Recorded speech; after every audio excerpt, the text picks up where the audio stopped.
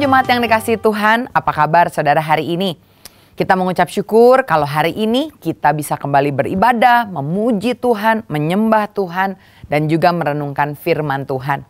Saya yakin dan percaya saat kita beribadah, saat kita mengingat kembali kasih dan kebaikannya Tuhan, terutama karya Tuhan Yesus di atas kayu salib, roh, jiwa, dan tubuh kita pasti mendapatkan kekuatan dan kesegaran kembali untuk sama-sama kita menjalani hidup. Saya menyadari bahwa kehidupan kita makin hari makin tidak mudah. Tantangan datang silih berganti, entah itu misalnya di keluarga, di pekerjaan, banyak orang-orang yang kehilangan pekerjaannya, di dunia pelayanan atau bahkan dalam kehidupan pribadi kita.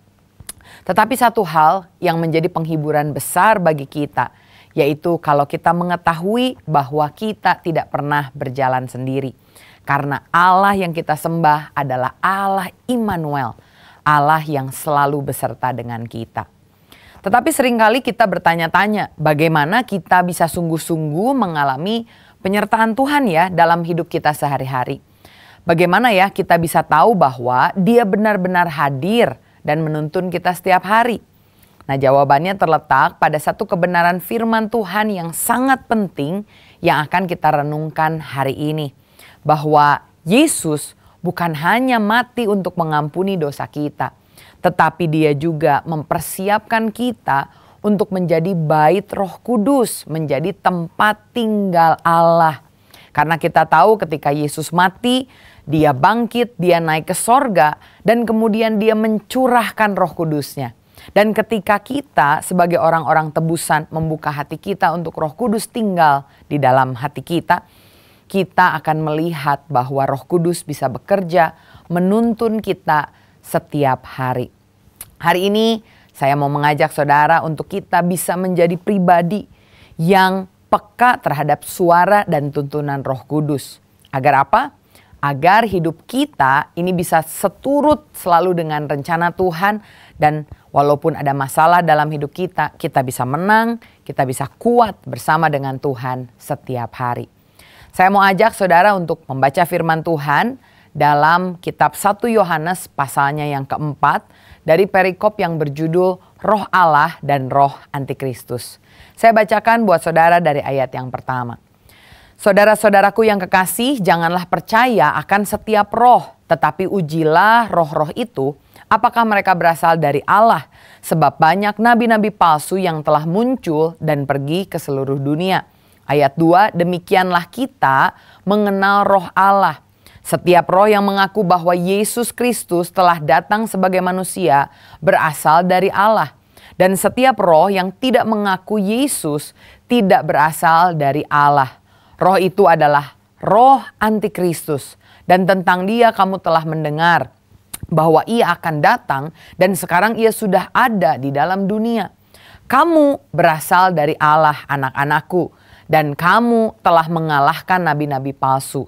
Sebab roh yang ada di dalam kamu lebih besar daripada roh yang ada di dalam dunia. Mereka berasal dari dunia, sebab itu mereka berbicara tentang hal-hal duniawi, dan dunia mendengarkan mereka.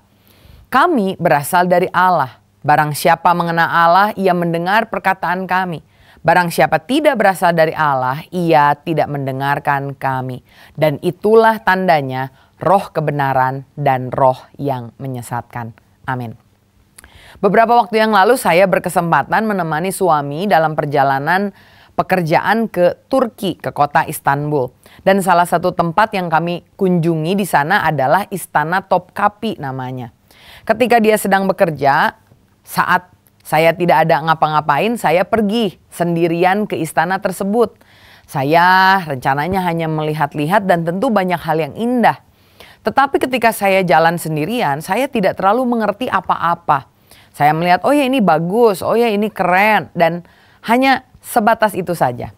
Tapi ketika suami saya mengunjungi kembali tempat tersebut bersama dengan teman-teman pekerjaannya, mereka meminta ada seorang pemandu wisata untuk ikut tur bersama dengan mereka. Jadi saya ikut lagi. Dan ternyata ini membuat pengalaman saya sangat berbeda di Istana Topkapi itu. Dengan arahan pemandu yang begitu luar biasa, saya bukan hanya melihat, tetapi saya mulai bisa mengerti makna di balik setiap ruangan dan ornamen yang ada. Ternyata setiap lantainya dan setiap penempatan sudut-sudut ruangan itu sudah dipikirkan dengan baik. Sayang, sebelum ada pemandu saya tidak tahu. Tapi yang kedua, saya juga melihat ketika ada pemandu, ini membuat saya ingin belajar lebih dalam. Saya banyak bertanya, saya banyak belajar. Salah satu contohnya di dalam sebuah tempat mandi, saya melihat ada pagar dari besi yang kemudian digembok dari dalam. Saya jadi tanya, ini kenapa ya? Kok di kamar mandi ada gemboknya? Lalu pemandunya bilang, iya karena Sultan itu begitu ketakutan sehingga dia tidak mau menurunkan pedangnya. Dia selalu mau dijaga dan tempat yang menurut dia berbahaya adalah tempat mandi. Kalau dia mandi tidak pakai apa-apa, kalau ada yang nyerang itu gimana? Sehingga sebelum dia masuk ke kamar mandi, dia selalu kunci dengan gembok yang begitu besar. Dan ketika saya bertemu kembali dengan tempat-tempat yang ada di sana bersama dengan pemandu, timbul ternyata rasa syukur akan hidup saya ini. Saya pikir dulu enak ya jadi putri sultan. Saya melihat kamarnya besar, tempatnya keren, ada balkoni, melihat pemandangan ke arah laut. Tetapi setelah saya tahu, dijelaskan oleh pemandu tadi bahwa putri sultan itu hidupnya terbatas seperti dalam sangkar emas. Dia punya segalanya tapi tidak bisa meninggalkan istana. Dia bisa melihat dari balkon ada pantai yang indah tapi tidak akan pernah bisa ke pantai karena dilarang oleh sultan. Saya jadi berpikir ulang ya, saya mau nggak jadi putri sultan? Nah, tempat yang saya lihat ini adalah tempat yang sama, istana yang sama yang saya kunjungi sebelumnya. Tetapi ini menjadi berbeda karena saya dituntun oleh pemandu wisata. Saya jadi mengalami sesuatu yang benar-benar bermakna, sesuatu yang lebih dalam. Sama seperti perjalanan kita sebagai orang percaya, banyak yang memahami bahwa sebetulnya kita ini diselamatkan oleh iman kepada Yesus. Seperti yang dituliskan di dalam Yohanes 3 ayat 16.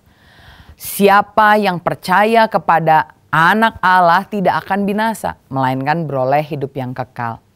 Tapi sayangnya tidak sedikit orang yang berpikir bahwa iman ini hanya diperlukan di awal ketika kita mau menerima Yesus, ketika kita mau bertobat. Dan kemudian banyak yang menganggap setelah terima Yesus, iman ini harusnya ditinggalkan saja, sudah tidak kepake lagi. Karena toh kita sudah diselamatkan. Padahal ini adalah pemikiran yang salah.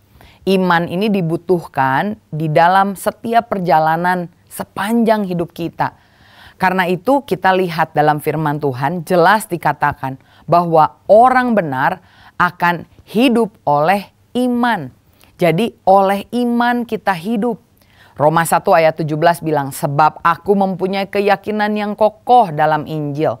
Karena Injil adalah kekuatan Allah yang menyelamatkan setiap orang percaya.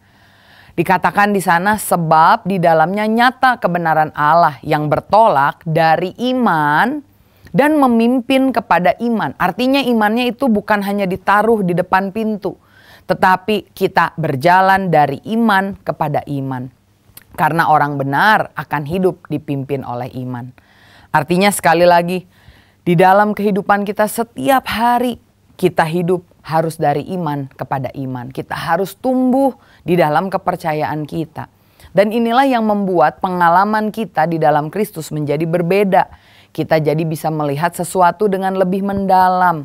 Dan memang kalau kita perhatikan kita betul membutuhkan iman untuk melihat segala sesuatu yang terjadi, termasuk masalah yang Tuhan izinkan ada dalam kehidupan kita.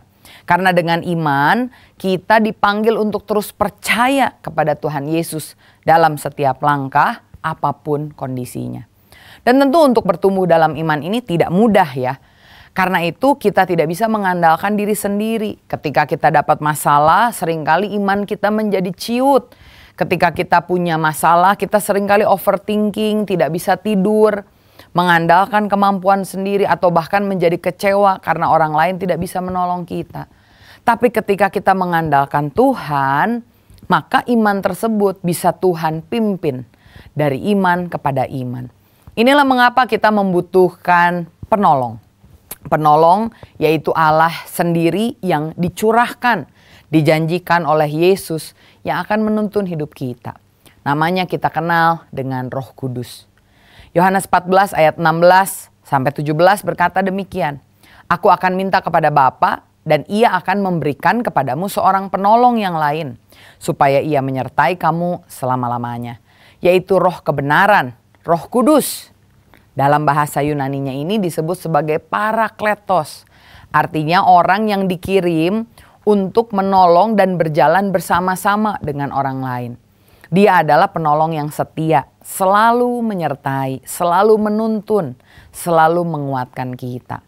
Bahkan ketika Yesus mau naik ke sorga, murid-muridnya takut kalang kabut. Tuhan, ini gimana ya? Aduh Tuhan, gimana? Saya bisa merasakan karena kalau ada seseorang yang terus menolong kita, tiba-tiba mau pergi, tentu kita bisa panik. Tapi Yesus bilang, alangkah lebih baik kalau aku kembali kepada Bapa, karena aku akan mengirimkan penolong yang lain. Sebagaimana Yesus juga menolong murid-muridnya, Roh Kudus juga menolong kita di hari ini. Roh Kudus bukan pribadi tambahan, ekstra, boleh dipakai, boleh tidak. Tetapi dia adalah pribadi yang sangat penting bagi kehidupan kita, orang percaya. Lalu pertolongan apa yang diberikan oleh Roh Kudus kepada kita? Nah, kita harus menyadari ini sehingga kita mau dituntun oleh Roh Kudus. Yang pertama saya lihat, Roh Kudus ini menuntun kita kepada kebenaran. Ayat firman tadi sudah dibacakan, ayat yang pertama dikatakan, saudara-saudaraku yang kekasih, janganlah percaya akan setiap roh. Tetapi ujilah roh-roh itu, apakah mereka berasal dari Allah. Sebab banyak nabi-nabi palsu yang telah muncul dan pergi ke seluruh dunia.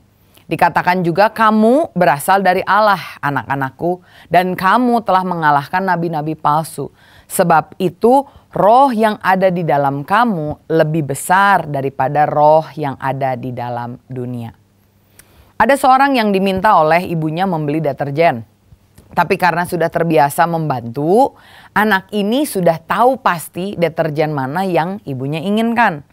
Warnanya, ukurannya, bahkan mereknya dia sudah tahu semua. Meskipun di toko ada banyak sekali pilihan, dia tidak bingung karena dia sudah mengenal ibunya dengan baik. Nah, begitu juga dengan kita, di tengah segala hal yang ditawarkan oleh dunia, kalau kita punya pengenalan akan Tuhan dengan baik, Roh Kudus yang akan menguatkan kita, memberitahu tentang kebenaran ini. Hati-hati saudara, terutama pengajaran-pengajaran yang sekarang terdengar rohani tetapi ternyata menyimpang. Apalagi kalau saudara sering menonton YouTube, mendengar khotbah di YouTube, itu sesuatu yang baik. Tetapi hati-hati kalau pengajarannya tidak benar, orang di YouTube sekarang seakan-akan bisa mengatakan apapun dan orang bisa saja percaya. Tetapi kita perlu melihat kebenaran dari firman Tuhan. Misalnya saya lihat ada beberapa ya, orang yang bilang mereka ini Kristen, tapi Kristen progresif. Mereka berbeda dengan Kristen yang sesungguhnya menganggap Yesus hanya sebagai teladan, menolak hal-hal yang sifatnya ilahi dan tidak logis. Artinya mereka ini menempatkan manusia sebagai pusat, bukan Allah yang menjadi pusatnya. Ada orang-orang yang mengajarkan teologi kemakmuran, artinya menekankan berkat jasmani sebagai bukti iman. Kalau ikut Yesus pasti dapat berkat berlipat kali ganda. Kita bisa mempercayai hal itu, tapi bagaimana dengan memikul salib? Bagaimana dengan pertobatan? Hasil dari orang-orang yang mengikuti teologi ini jadi orang yang mudah kecewa. Saat kenyataan hidup tidak sesuai dengan harapan, ada masalah, mereka mulai mempertanyakan Tuhan. Ada orang yang melihat juga pengajaran hyper grace. Artinya meremehkan kasih karunia. Boleh kalau berdosa minta ampun berkali-kali karena Yesus selalu mengampuni. Ya memang betul. Tetapi apakah kemudian kita karena kasih Yesus yang begitu besar tidak terdorong untuk hidup dalam pertobatan sejati? Karena itu kita membutuhkan Roh Kudus untuk tinggal dalam hidup kita. Dia yang akan menolong kita membedakan mana pengajaran yang sejati dan mana pengajaran yang menyesatkan. Artinya kita dibawa kepada kemerdekaan karena kita mengetahui kebenaran. Roma 10 ayat 17 berkata, jadi iman timbul dari pendengaran dan pendengaran oleh firman Kristus. Iman timbul dari pendengaran akan firman Kristus. Karena itu jangan salah asal dengar firman. Firmannya firman siapa? Kalau firman yang kita dengar berdasar pada Alkitab, maka kita memiliki iman yang kuat. Kita memiliki keyakinan yang kokoh. Rasul Paulus menuliskan Roma 1 ayat 16. Aku mempunyai keyakinan yang kokoh dalam Injil karena Injil adalah kekuatan Allah. Sudahkah hari ini Roh Kudus tinggal dalam hati kita, menolong kita untuk mengerti kebenaran. Sehingga kebenaran itu akan menuntut kita pada kemerdekaan. Dan maukah kita hari ini dituntut pada kebenaran yang sesungguhnya hari demi hari oleh Roh Kudus. Yang pertama, Roh Kudus menuntun kita kepada kebenaran. Yang kedua, saya lihat Roh Kudus ini adalah pribadi yang menolong kita untuk bisa melihat dan memuliakan sang kebenaran, yaitu Yesus Kristus. Ayat 2-3 dari 1 Yohanes 4 berkata, demikianlah kita mengenal roh Allah. Setiap roh yang mengaku bahwa Yesus Kristus telah datang sebagai manusia berasal dari Allah. Dan setiap roh yang tidak mengaku Yesus tidak berasal dari Allah. Roh itu adalah roh antikristus dan tentang dia telah kamu dengar bahwa ia akan datang dan sekarang ini ia sudah ada di dalam dunia. Pernahkah saudara melihat kaca patri di sebuah gereja? Kaca patri ini adalah kaca yang terbuat dari kaca-kaca kecil yang biasanya berwarna-warni. Biasanya ini membentuk sebuah mozaik yang begitu indah. Kaca patri melihat atau terlihat begitu indah biasanya di siang hari. Kenapa? Karena di siang hari ada matahari dan dia menyinari kaca ini sehingga warna-warni bercahaya di lantai. Warna-warni bercahaya memasuki ruangan. Nah, sebagaimana cahaya menerangi kaca patri, terang Roh Kudus dalam hati kita ini membuat kita bisa melihat keindahan pribadi Allah yang seutuhnya. Roh Kudus ini seperti senter, seperti spotlight, lampu sorot yang menerangi penglihatan kita untuk melihat Yesus dan karyanya. Ada seorang yang begitu membenci Tuhan karena dia merasa Tuhan ini tidak adil. Dia harus hidup dalam kesulitan dari satu waktu ke waktu yang lain sampai akhirnya dia memutuskan untuk bunuh diri. Tapi puji Tuhan sebelum melakukan itu dia mau mendapatkan konseling Kristen.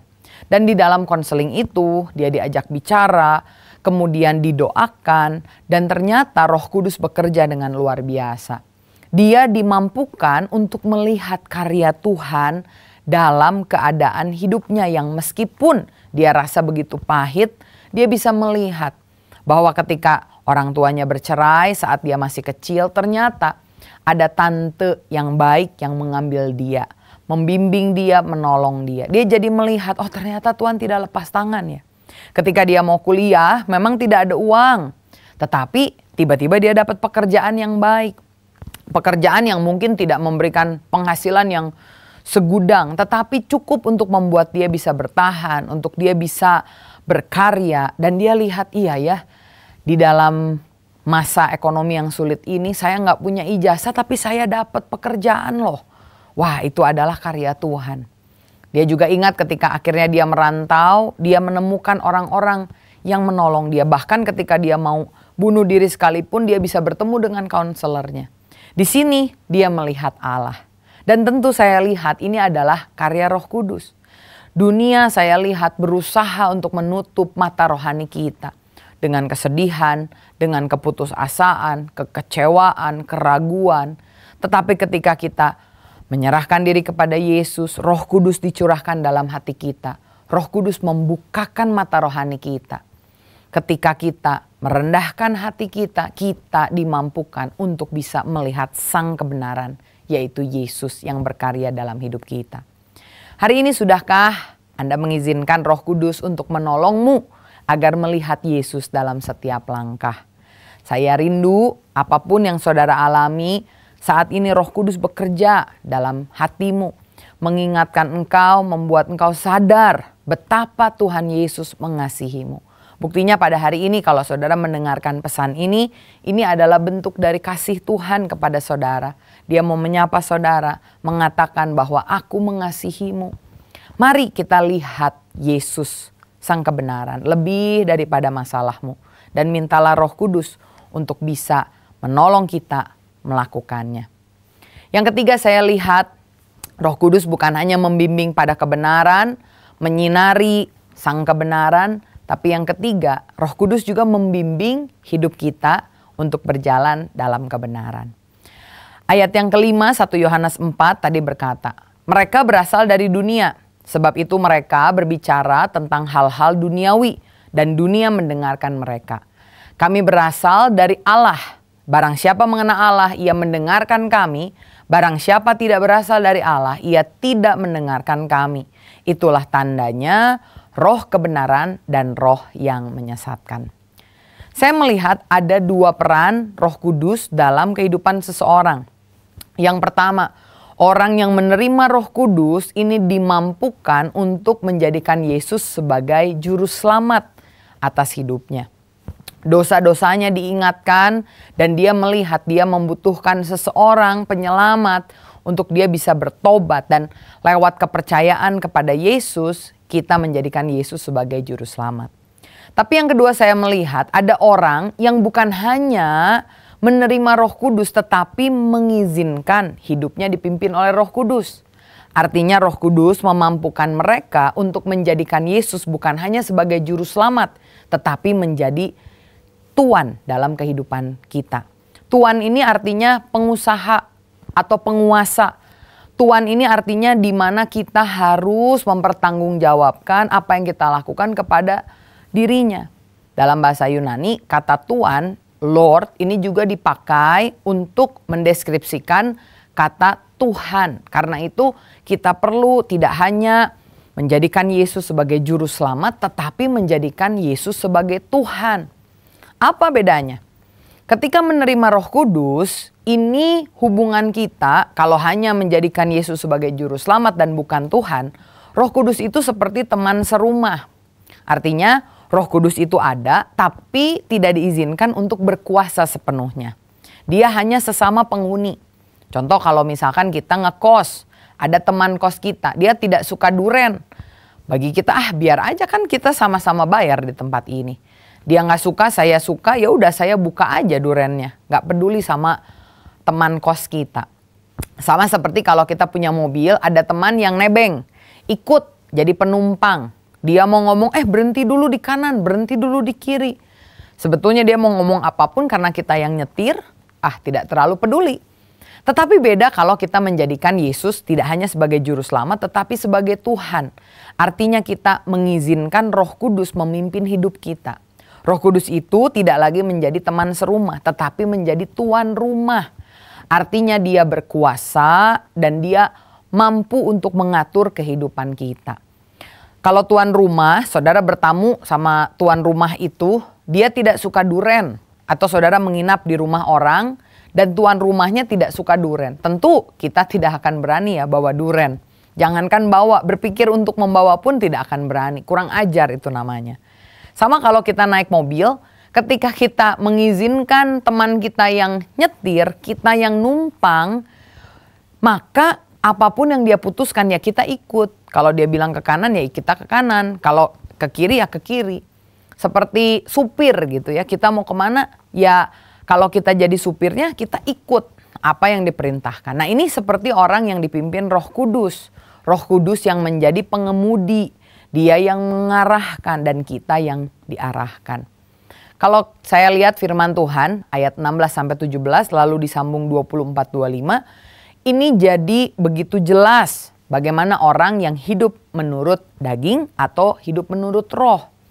Ayat yang ke-16 dikatakan demikian. Maksudku ialah hiduplah oleh roh, maka kamu tidak akan menuruti keinginan daging.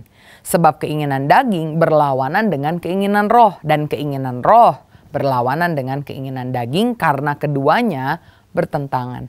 Ayat 24, barang siapa menjadi milik Kristus Yesus, ia telah menyalibkan daging dengan segala hawa nafsu dan keinginannya. Jikalau kita hidup oleh roh, baiklah hidup kita juga dipimpin oleh roh. Saat Roh Kudus menolong kita untuk hidup dalam kebenaran, artinya dia memampukan kita untuk menjauhkan diri dari perbuatan duniawi. Hal-hal seperti percabulan, kecemaran, hawa nafsu, penyembahan berhala, sihir, perseteruan, perselisihan, iri hati, amarah, dan sebagainya, ini kita mau tinggalkan. Pemecahan, kedengkian, kemabukan, pesta pora sudah tidak lagi membuat hati kita tertarik. Tetapi sebaliknya, saat kita hidup dalam roh, Dia memampukan kita untuk hidup bergairah untuk hal-hal yang sifatnya sorgawi. Kasih, sukacita, damai sejahtera, ini buah-buah roh terpancar dalam hidup kita. Jadi orang yang sabar, murah hati, baik, setia, lemah lembut, dan bisa menguasai diri. Bagaimana hari ini? Apakah saudara sudah mengikuti cara jalan kebenaran? Ataukah hari ini saudara masih kompromi? Menganggap, oh iya ini salah tapi nggak apa-apa lah, hari ini masih dilakukan. Kalau saudara ingin untuk dipimpin oleh Roh Kudus, maka ketika Roh Kudus berbicara, walaupun terdengar kecil, saudara mengikuti apa yang Dia mau. Saya percaya suara yang muncul dalam hati kita menegur, mengingatkan kita tentang firman Tuhan saat kita ikuti, suaranya akan membesar, suaranya akan membuat kita lebih lagi bisa berserah kepada Roh Kudus. Lalu bagaimana kita agar bisa hidup dituntun oleh Roh Kudus setiap hari? Yohanes pasal yang ketiga dari kitab 1 Yohanes ayat yang ke-24 berkata, barang siapa menuruti segala perintahnya, ia diam di dalam Allah dan Allah di dalam dia. Dan demikianlah kita ketahui bahwa Allah ada di dalam kita, yaitu roh yang telah Ia karuniakan kepada kita. Caranya adalah kita harus diam di dalam Allah. Artinya diam dalam Allah itu bagaimana? Yang pertama, selalu taat pada firman. Baca firman setiap hari. Ingat, iman timbul dari pendengaran akan firman Tuhan. Saudara harus baca, renungkan firman Tuhan, lakukan firman Tuhan secara konsisten. Yang kedua, saudara bukan hanya membaca, tapi saudara juga rindu untuk memelihara hidup kudus. Jauhkan dari kompromi dosa. Saya selalu melihat orang yang jatuh dalam dosa itu tidak langsung jatuh, saudara. Biasa kompromi sedikit demi sedikit. Sedikit demi sedikit. Karena itu hindarkanlah. Jangan sampai saudara tergoda untuk berselingkuh, untuk melakukan tindakan yang tidak kudus, untuk berbohong. Tapi hiduplah dengan hati yang penuh integritas, hati yang sadar bahwa kita ini adalah bait Roh Kudus. Sehingga tidak ada hal yang cemar yang kita lakukan dalam hidup ini. Yang ketiga, belajar untuk hidup intim lewat doa dan penyembahan. Sehingga kita peka dan taat pada suara Roh Kudus. Tenangkanlah hati kita agar kita bisa berdoa dan biarkan tidak ada suara yang terlalu ribut. Banyak notifikasi dari HP, ada suara-suara dari luar yang membuat bagi kita sulit untuk mendengar Roh Kudus. Mari tenangkan hati kita, fokuskan ketika menyembah, memuji Tuhan. Dan biarlah kita belajar peka. Setelah peka, jangan tunda ketika Tuhan mau kita melakukan sesuatu sesuai dengan kehendak Tuhan. Artinya kita mau taat, bukan ditunda, tapi taat saat itu juga. Dan yang kelima, yang terakhir, saya rasa untuk bisa melakukan hal ini jauh lebih mudah dilakukan dengan sesama orang percaya. Pilih lingkungan yang sehat secara rohani, membantu kita tetap berada di jalur Tuhan.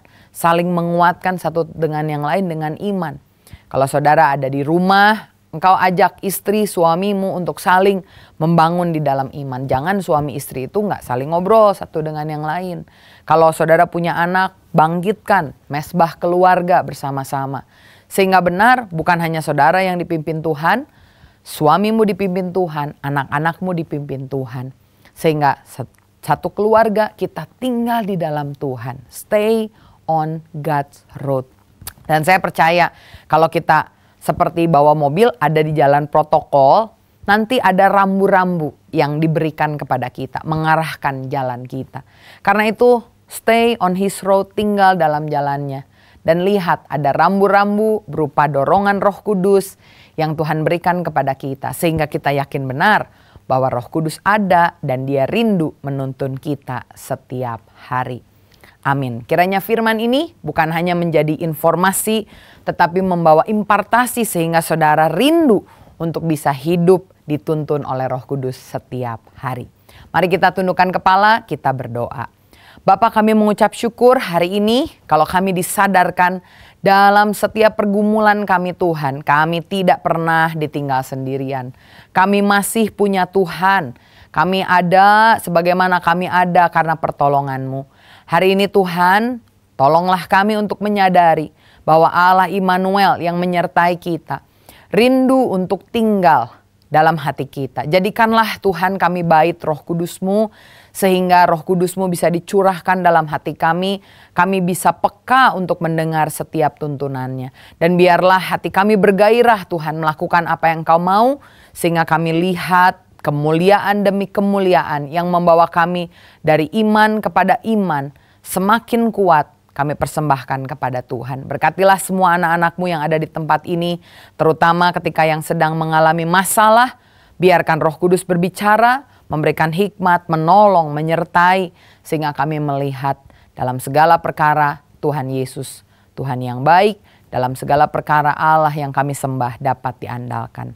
Terima kasih Bapa, berkat-Mu melimpah, hanya di dalam nama Tuhan Yesus Kristus kami berdoa dan mengucap syukur. Haleluya. Amin. Tetap semangat, Tuhan Yesus memberkati.